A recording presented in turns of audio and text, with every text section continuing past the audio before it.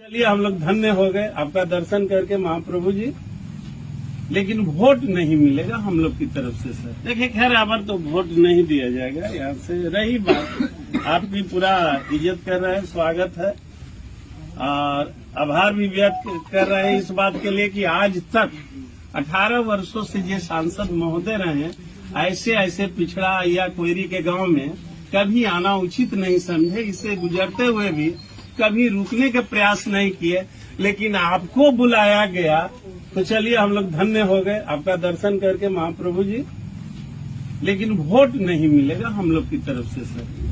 चले ठीक है चलिए हम लोग धन्य हो गए आपका दर्शन करके महाप्रभु जी, लेकिन वोट नहीं मिलेगा हम लोग की तरफ से सर। देखिए खैर अब तो वोट नहीं दिया जाएगा यहाँ से। रही बात आपकी पूरा इज्जत कर रहे हैं, स्वागत है और आभार भी व्यक्त कर रहे हैं इस बात के लिए कि आज तक 18 वर्षों से ये